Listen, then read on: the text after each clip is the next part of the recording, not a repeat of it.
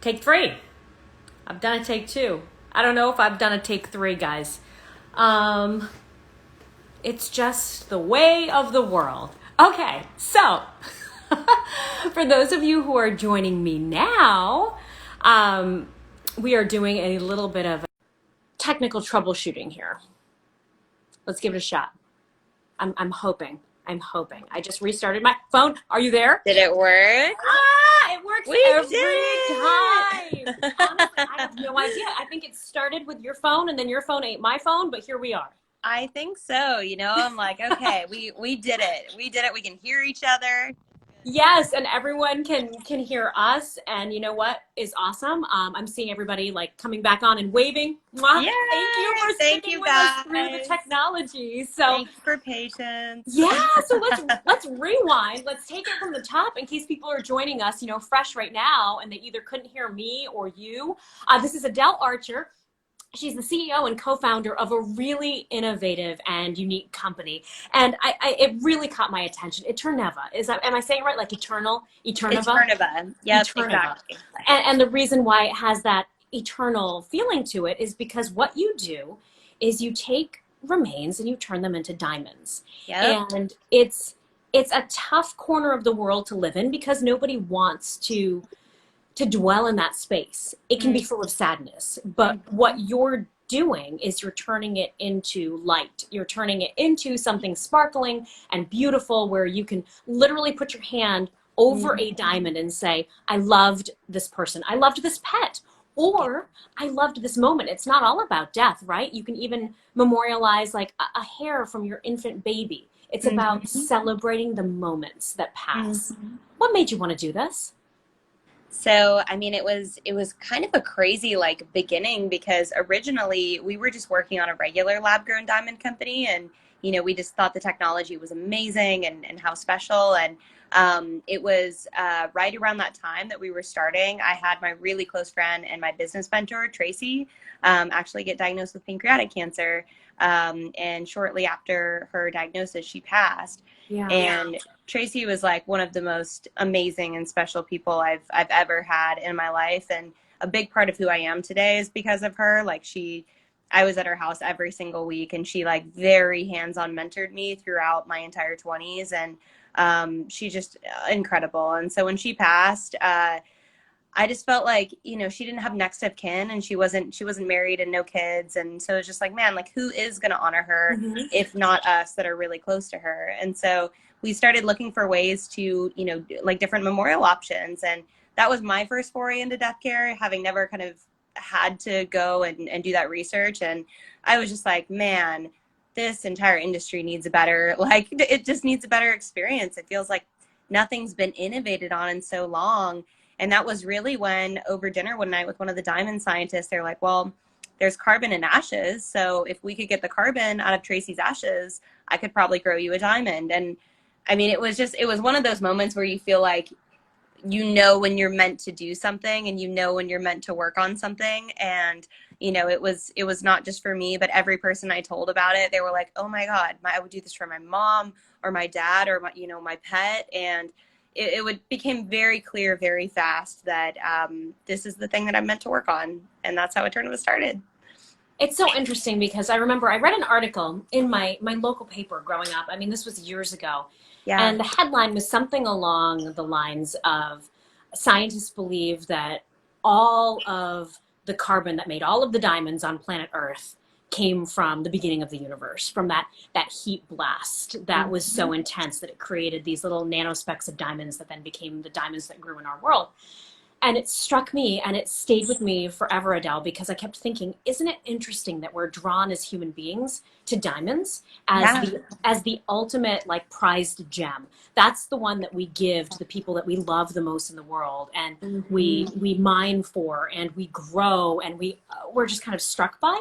And it's made of the same thing that we're made of. So really, we're just struck by our own humanity and the fact that we exist. This is my whole rant that I'll go off on about diamonds and how they're just a piece of us. But then the fact that you turned death back into the basic building blocks of life is super fascinating to me. Thank you. Yeah, it reminds me so much. So we have this entire book that just kind of like captures who we are as a company, because it really is so much more than just about the diamond process. And we've thought a lot about like, what does the diamond itself mean? And you know, behind like every single one of the diamonds that we ever make is the story of an absolutely remarkable person or pet. I mean, you hear the like craziest stories about the pets that we're doing diamonds for. And, you know, it's just like, in our definition of what is remarkable, it's not about fame, it's not about status, you know, it's not about celebrity. It's like the magnitude that somebody touched you during their life, and you know that like that's the definition of remarkable. And you know, then you look at a diamond and you're like, you know, our craft is really just like the symbol of, you know, a life well lived, and something that was so beautiful and so rare and so special and so remarkable, you know. And it's really our everyday connections who stay with us forever. And, you know, that's what that all represents, right? I love that so much. And I think it's so, we all want to leave something behind. And a lot of us on Find Your Fairy Tale, we talk about leaving our writing behind, or our art, or creating some sort of meaning, you know? Yeah. But the challenge is getting the funding for that dream. And whether it's creating diamonds from the carbon and ashes, or creating diamonds on pages from our crazy imaginations, it's about being able to have that thing called money that makes the world go round. So you had to really go at it, not just as a dreamer, but as an entrepreneur. Totally. Take me back to when you first came up with the idea, and how you said, okay, well, how do I fund this? Because there are a lot of people who are probably watching right now that say, well, I got an idea. How do I take it from idea to actual, you know, company? Because you've been honored by Forbes, by Inc. For 30 under 30. You are young to be at the level that you are, not to mention your adventure on Shark Tank, which we'll get to. Yeah, I mean, so it's actually kind of an interesting little known fact about Eterneva is we started by bootstrapping. So we actually didn't raise any capital in the beginning. You know, I have a background in entrepreneurship. I always knew I was going to be an entrepreneur, and I had it really drilled in me by my business teachers that, like, you know, the real entrepreneurs, the one that really cut their teeth, are the ones that bootstrap. And so we did, like, in the beginning, and there's just like such, I think, valuable lessons in doing so. You're so intentional with every single dollar that you spend, and making sure it really adds value to your customer. And, you know, you're really just being so thoughtful about how you're laying every one of those building blocks. But then when we got to a certain point, we're like, wow, I mean, this resonates with so many people. And, you know, when people hear about this, they're like, I really wish that I could have done this for my mom. I wish I knew this about, you know, I wish I knew about this idea, you know, when my sister passed away, or, you know, whatever it is. And we're like, man, we can't, like, for something that's so special, that has an opportunity to really shift how someone's experiencing a close loss, and the journey that they go on, you know, because our process takes a long time, and we're with people for a long time, and we're really intentional about adding value to them at every single stage. Oftentimes people come out the other side saying they're just in a better place with, you know, just like they're in a lighter place. And so we're like, this needs to be scaled, and this needs to be driving a shift and a change, you know, in death care, and just in our broader culture about how we talk about death, grief, and loss. And so, you know, that was really the inspiration from which we decided to raise capital. And, you know, I think it was just all about getting investors on board from day one that believed in what we were doing and saw the mission and believed in the importance of that, you know, because we want to change a culture as we build a successful company. And, you know, it's so important to have that investor alignment. So early entrepreneurs, founders, those are kind of all the folks on our early cap table. There's such a difference between somebody dying and then being gone, right? Like there's the process of saying goodbye to them. And then once they're gone, there is the process of remembering them. And that's what I love about what you do. The interesting thing that caught my attention when I watched a clip from Shark Tank, how did you decide to go to Shark Tank, first of all? How did you decide to say, all right, I'm going to take it from bootstrapping to, you know, getting my solid investors to Shark Tank? Because they kept bringing up in the clip that I watched that you already had a lot of information from your investors, and you had a certain level that you went in and you knew what you wanted. Mm-hmm. So it's got to be scary. I mean, I don't, they probably layer in that like heartbeat music after the fact, right? I know, right? Because it's like boom, boom. And you're like, well, listen, Mark. And I was like, oh, she's so bold. So take me back to how you decided to get on the show and Yeah. then, what you went in there with the goal of achieving. Yeah, so it was really interesting. Like we actually Shark Tank reached out to us, and they were very interested in having us on the show. And we the first time we actually said no. Really? We're like, Why was that?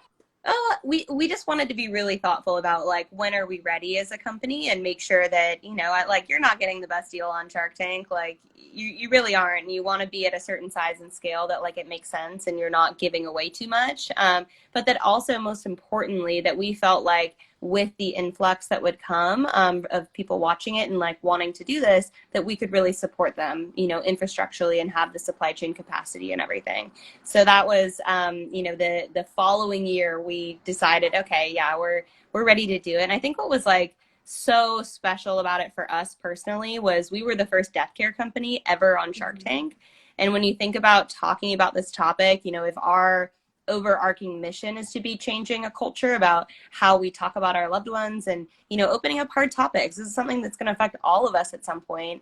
And to be on a national stage with 7 million viewers talking about this, like that was just such a moment. And we talk about like you were saying, it's preventing that second death of our loved ones, and to get to tell the world about Tracy was just such a surreal moment. She's my business mentor and just one of the most special people in my life, and I'm in front of the sharks on Shark Tank talking about my business mentor, and it was just a very full circle, surreal moment for me. I think I channeled a lot of her that day.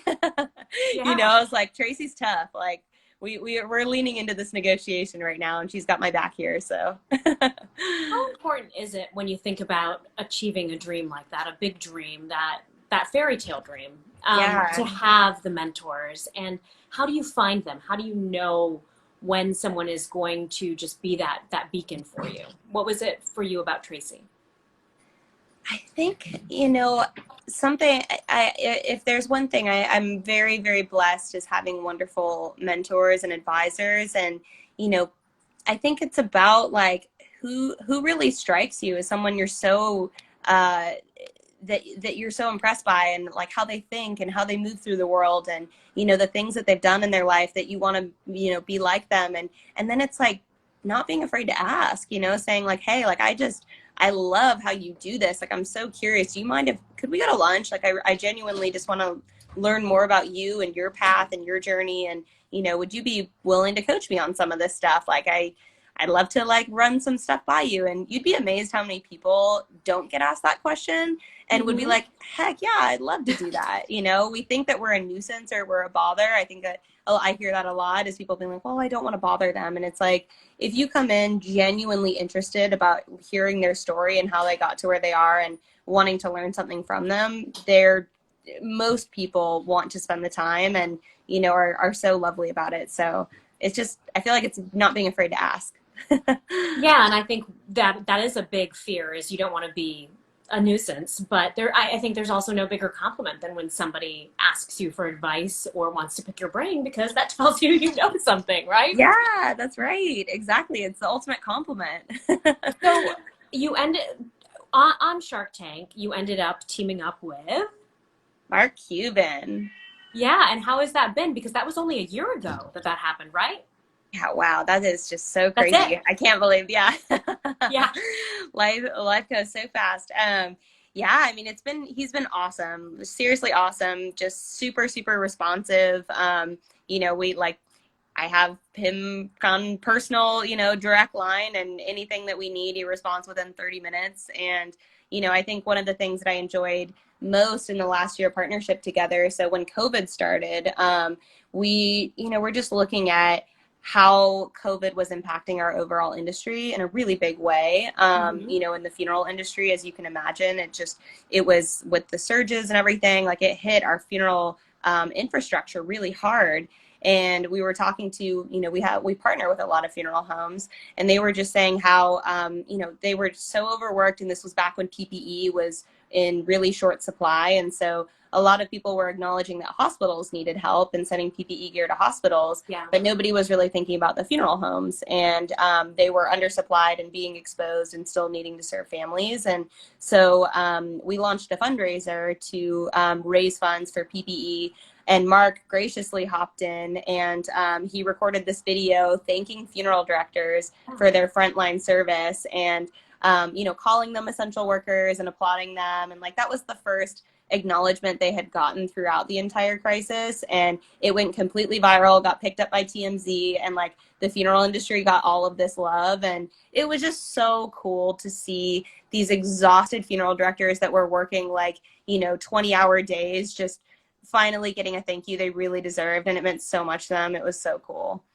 Yeah, that's a really good point. Everybody was so focused on helping the sick, Yeah. people kind of forgot about the workers who have to help not just those who are, handle those who are lost, but handle those who have lost, Yeah. and help them cope with that, because they couldn't be close, they couldn't have the big funeral, they couldn't have the big gatherings. Yeah, So that's really exactly. hard.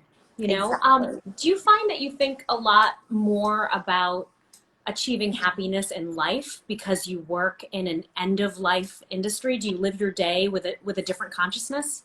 Oh my gosh, so much so. Like, people will ask you, isn't it sad? You hear hard stories every day, and we're like, no, I mean, if anything, it's the absolute opposite. It's, you're getting to hear about the most precious people in the world and what made them so incredibly special to our customers and how they showed up in life. Like, it's an instruction and a lesson in what a good relationship looks like, and like, I go home and I show up differently with my boyfriend, and I call my parents more, and like, I, just think about like, what does it mean to be a good sister to my brother? Would my brother do this for me? And I like, everybody that's getting a diamond, like, they earned the heck out of it. And I think all of our team, we have this really special tradition called inaugurations. Every Tuesday, every Thursday, we tell the stories of all the amazing people and pets that are joining the Eterneva family. And we put their picture up on our wall. Our team that talk to our customer, they'll get up in front of our whole team, and like, they have their picture, and they tell our whole team their story, and then we broadcast it on Instagram Live. And I mean, I'm telling you, like, I was just talking to one of our first employees, and he remembers stories from like 3 years ago, and he's just like, yeah, this guy completely changed my relationship with my sister. And like, Yeah. it's so amazing. Yeah. You feel it yourself, and then you get to see the impact it has on your overall team. And it's really, really special.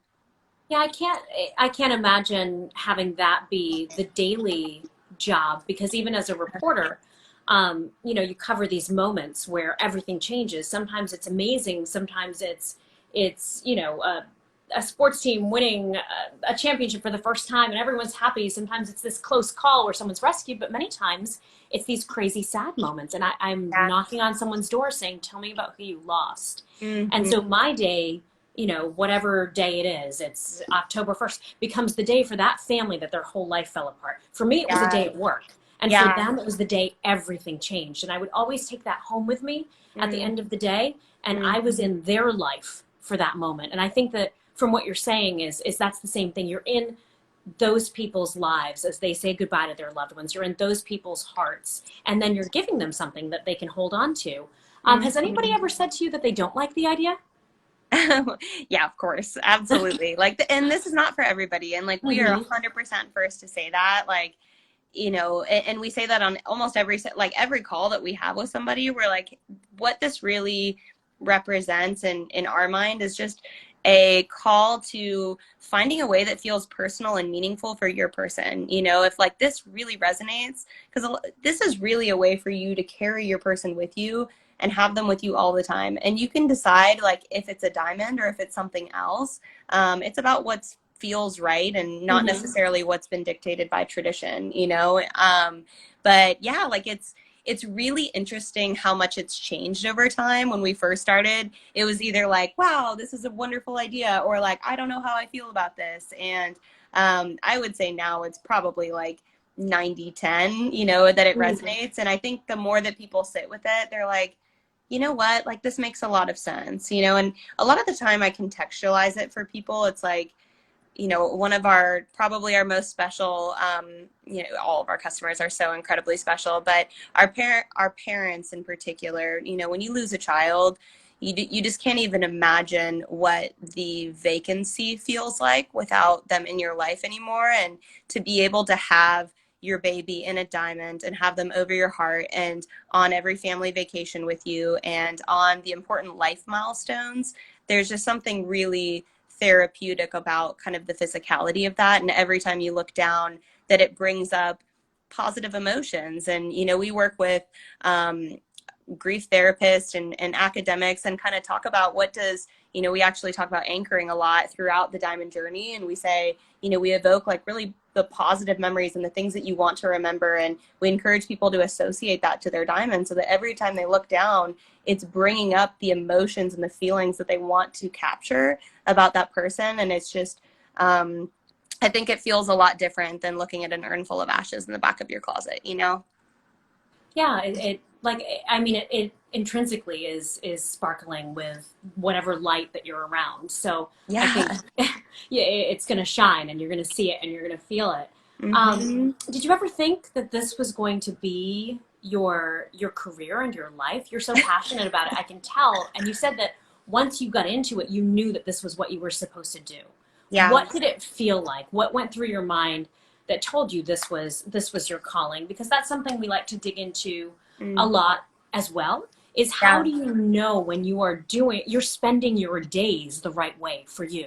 Oh yeah, definitely. I feel very fortunate because I think I had a lot of breadcrumbs leading up to it to know when it was like, yeah, this is what I'm meant to be working on. And I'm a very mission-driven person. I originally was in politics because I just Yeah. really wanted to drive change in the world. And then I found that I'm also a big problem solver. And I was like, oh man, this is not moving as fast as I need it to.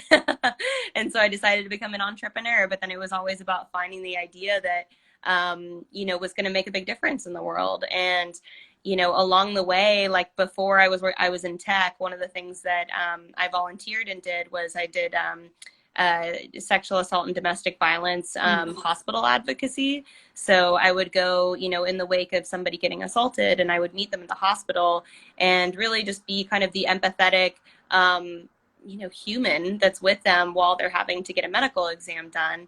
And I think through that experience, I learned that I really find a lot of meaning in showing up for people and kind of the hardest points in their life. And I feel like I can hold that with them. And, you know, I also kind of developed this hypothesis that in the wake of trauma, in the wake of, you know, a really difficult event, there's a window of time that you're forming meaning around what that event means in your life and what that means about you. And if you can be met at that time by somebody that's helping encourage the right messages and shifting your focus on the right things. And, you know, sexual assault, it's telling them that it's not their fault. And, you know, in grief, it's telling, like, helping somebody focused on what they gained by having somebody in their life, so they don't spiral down, but they can be on a path to healing. And so I think those experiences made it very clear, you know, by the time I was like, okay, you're telling me I can do a diamond for Tracy, I'm like, oh my gosh, I mean, this business model just brings everything together. This is exactly what I need to go do. That yeah, that's just so beautiful. I just got chills when you were saying that, because just the meaning behind it is so unbelievable. Are you the first to do this or We're no? not actually. Okay. So what was super interesting about it was, you know, when I was told about this, there was actually one other company that they were like, oh, there's this company that does this. You should totally go do that.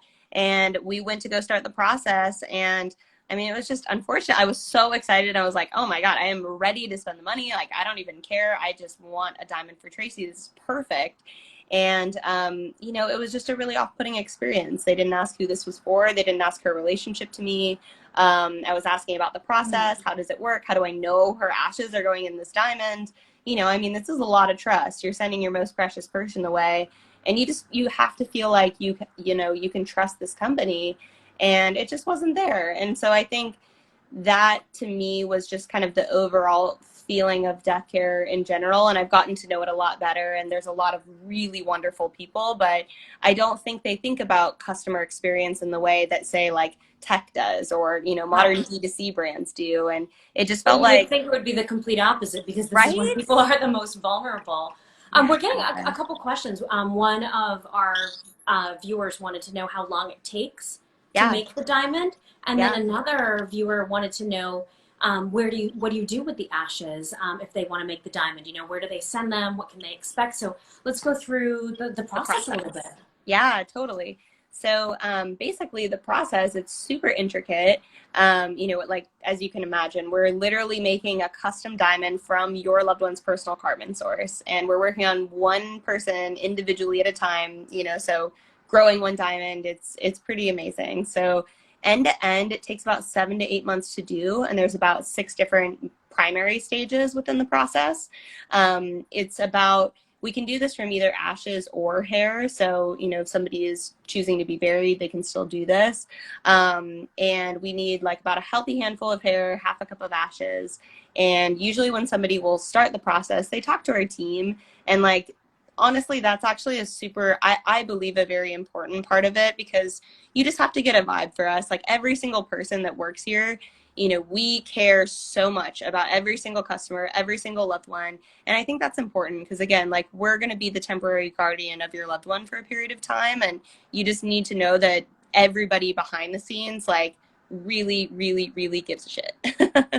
And you know, Yep. and I mean that sincerely. And Yeah. so when somebody will start the process, they order our welcome kit, and that has everything that they need to package up the ashes or hair, return it to us, select their diamond. We have a bunch of different sizes, small to large. You can do any shape and pretty much any color. And then the first step of the process is purifying the carbon out of the ashes. And that in and of itself is like one of the most intricate and difficult parts of our process, because there's about 2 to 4% carbon left in ashes. So we're going through multiple stages of purification to get it to like 99.999% pure to be able to grow a diamond from it. Yeah. Then we have these amazing machines that replicate the same conditions under the earth, high pressure, high temperature. And over time, our carbon source is growing on top of a small diamond seed, and it grows into a raw diamond. And when we get it out, we're looking at it and making sure, I mean, every diamond has inclusions. You're looking and mapping around that. And we have cutters that will hand cut the diamond on a wheel to exactly the specifications our customers ordered. And then we have it graded, we have it certified. If they wanted a color diamond, we can then go through a coloration process. We also can set in jewelry if our customers want. And then we do the homecoming at the end. But throughout the entire process, we're sending pictures and videos and updates and have Oh, that's a whole nice. experience around it so that people can share. And like, it's just really cool because what we've noticed, especially during COVID, at a time, like you said, that we can't gather in person for Right. funerals, Right. you're like, how do we engage our community? Oh, my watch is talking to me. You know what? None of us are sure we I understand. Life know, and death is a right? very complicated thing, robot. Jeez. Yeah, it is. So you have to come up with different ways to sort of memorialize and make things special. What's the price range? Is this within affordability? Can you pay in installments so you can afford it? How would that work if someone's interested? Yeah, so it starts at about 3,000 and it goes up from there. You know, when you think about a lot of our customers, they're kind of looking at this just as an option, you know, compared to different funeral options. And on average, somebody's spending like 10 to 15 grand if they're burying their loved one. And so relatively speaking, surprisingly, it's actually more affordable. But we partner with a firm, so it does allow for financing over time. And yeah, I mean, it's something that I think is for the experience around it. You know, we're really intentional with trying to ensure that somebody's having a great experience throughout the diamond, that it's not just about the diamond itself. So a lot of the time you'll make this arrangement, you know, upon just arranging for kind of funeral options, but then we'll be together for a good 7 to 8 months and creating a whole experience around it. Do you have the diamond that you made for Tracy? I do. Oh my Can I gosh. see it? Yeah, I'm gonna take you guys on a little road trip because Yeah, I didn't even off think my to ask before jewelry. we started here I if you know. had I it, was. but it just Oh my occurred to me goodness. that it might be really amazing. One of our viewers is asking about making diamonds from hair, and wow, oh, there it is. So she is a black diamond. That was her favorite color. And actually, a funny story. So she told me this story once about kind of like an analogy of life being like skiing. And, a lot of the time we want to play it safe and we want to like ski Yeah, down the blue diamonds or the blue squares. And she's like, when you stumble upon a black diamond, you can do one of two things. You can panic and, go off the edge of the cliff, or you can just focus, breathe, and start carving.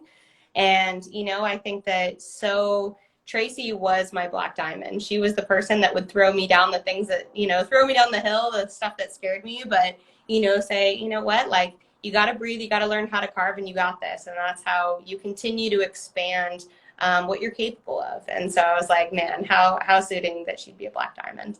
I love that more than you know, because I think we all have those people in our lives who push us down the black diamond, but they're going to go down it with us, or they're Right. going to catch us at the bottom, especially if they're the ones who push us off, and we are also those people for Right. others. You just Yeah. you all play that role. Heck What yeah. would you say is a way that you would finish the sentence for to find your fairy tale from what you know about life, end of life, saying goodbye, remembering people? Mm. To find your fairy tale, you need to, or you should. How would you finish the sentence? I guess really I'm asking, how do you live it well, seeing that you are focused on people reflecting on a life well lived? Mm. Yeah. To find your fairy tale, you are integrating what lights your soul on fire and just something that you believe in so deeply and just feel a great passion about. And that may be some like a change that you want to drive in the world. And, that might be just something that you believe in giving back to, but doing that with people that you are so grateful that you get to do every moment with. Because life is short and you never know, you really never know. And I think that that's one of the most powerful things that we learn every single day. We hear the stories of people that are our age, Mm-hmm. and I think I always look around and I say, if today was my last day, am I doing it with the right people? And so I think it's about working on things that you find a lot of meaning, around. And that may not just be in a career sense. Like, yes, amazing if you're able to build a business around it. But even just before, when I was volunteering, it was like that would have totally still qualified. And, doing that with people that you really care about, I think that's really what it's all about. Yeah, spending the day with the people you love, That's and make right. and the people who make you love the day. Yeah, yeah. And how are you Yeah, showing love to them? Like how are you showing up for them and just making memories where that they're not gonna that that they're not gonna forget how much you showed up for them over life. yeah, and that's the happily ever after, right? That's the fairy tale. Yes, it is. Do you have a favorite fairy tale? Oh my gosh, that's such a actually yes. There's I'm taking y'all on another road trip. Oh my, so many Let's road go. Let's trips. go. So if you haven't read The Tale of the Unknown Island, this Yeah, is one of my favorite books, Jose Saramago, and you can read it in like a 30-minute sitting. yeah. And I I haven't mean, read it. okay, I'm gonna send it to you.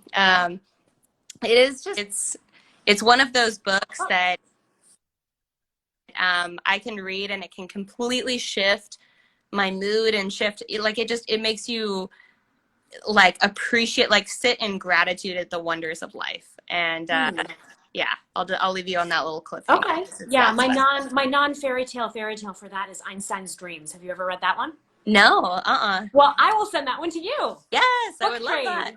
Yeah, it's one of those same things that makes you think about how you spend your time on Earth. And Oh if wow. time moved differently, how would you change the way that you live? If it moved faster or slower or Yeah. backwards, So it's very the same sort of philosophical questions. But thank you so much for spending some time with us Of and for course. dealing with the crazy stop-start of technology at the beginning. Of You are course. just, yeah, you're just, you are a diamond. You are. You're Oh, sparkly and wonderful, and I can see how you're helping so many people, through a dark time by helping turn memories into something that you can keep and wear and hold and see. So oh, thank you. thank you so much. Well, the feeling is very mutual. You're a diamond through and through as well. So We'll sparkle, and we're going to take on those black diamonds forever. let's do it. Thank you. Good night. Thank you. Have a good one, y'all.